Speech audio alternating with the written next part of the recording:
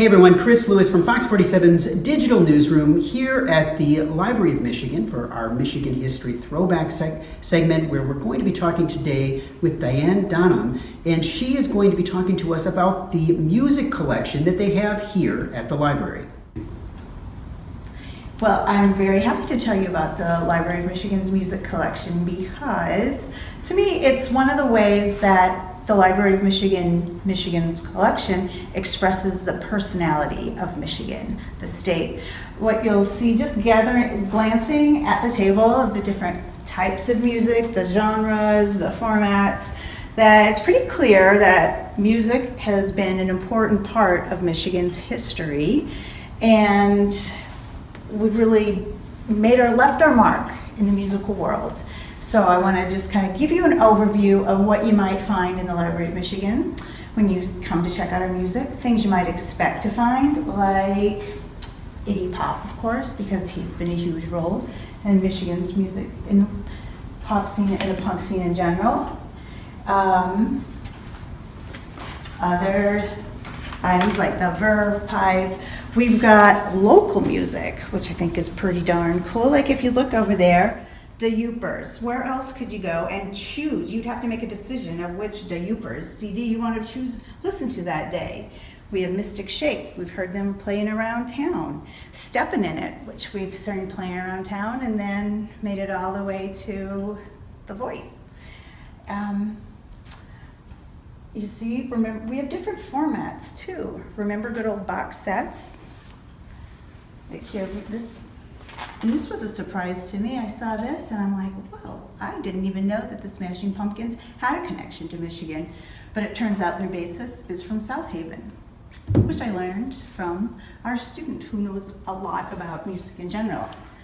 Okay, that's a boxed album set, box CD sets.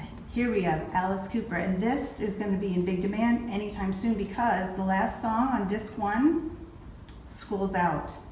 So you can come get that here. Of course, people think Motown when they come to Michigan, so we've got that kind of music as well.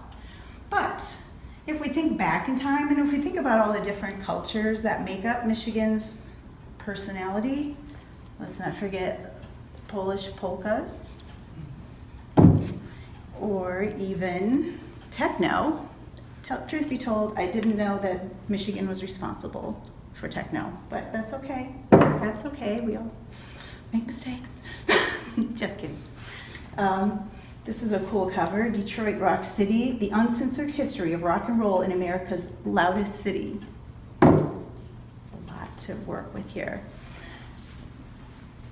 I know a lot of folks might remember Cream magazine, which is like a preeminent rock magazine. It's a Michigan product too.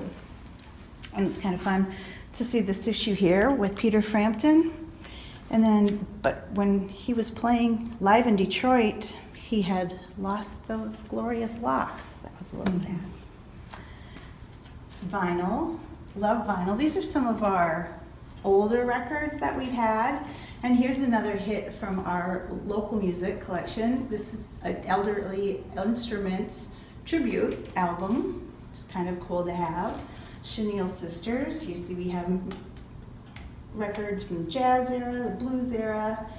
I saw you scanning it earlier over our music book. And here we've got songs from the University of Michigan's music collection. And this book dates back to, I'm going to take a peek at the back real quick, 1925.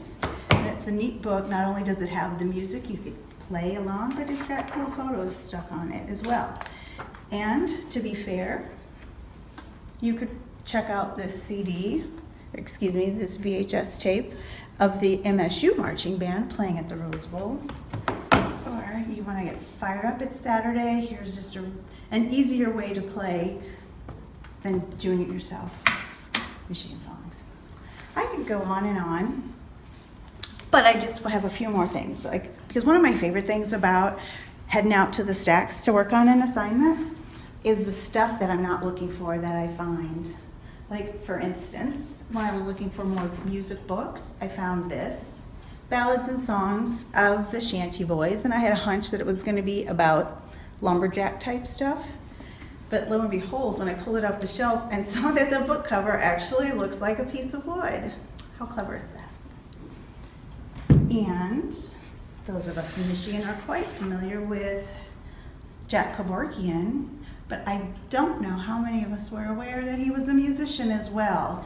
And here, I don't know if you can see, but the title of his CD, A Very Still Life. Make of that what you will. This is a fun one. I mentioned the other formats we have, that we have VHS tapes, we have sheet music, we have CDs, we have vinyl. Not only do we have vinyl, but we have 78s. Remember those? They're kind of small, like they look. You might think it's a regular LP, but it's smaller circumference. It has that same hole. And this one is one of these cool, like, stories that you listen along to as you play the album. And I think this one is, I decided it's like a lumberjack opera. It's a timber story that you get to listen to. And like the little kid, if you can see the label, he is like so into it. He's just looking at his turntable. Little did he know that his, like, generations away from him, people would just stare at other little screens. At least he's watching this record spin. Oh, could be somebody say for that. Oh, and one last thing. We're starting to reinstate vinyl into our collection because CDs are kind of going away, and vinyl is kind of cool and hip. So Edmina Murphy, our Michigan selector, has been doing some scouting out, and not only has she found some contemporary records, I'm pretty sure that she found this on eBay, is my hunch. Because if you look at it, this is like what records look like when I bought records. This is exactly like what the stereo would look like in the Capitol. It's Grand Funk Railroad, but if you'll notice, it's in Japanese. The whole thing is in Japanese. And it was, in fact, it tells us right there that it was made in Japan. What I want to know is why? Does anybody out there know? Maybe you can let us know. Perhaps Edwina found it when she was purchasing it, but it was just a mystery to me. But that's just a little overview of the Library of Michigan's music collection. You come on in, you never know what you're going to find. Thank you.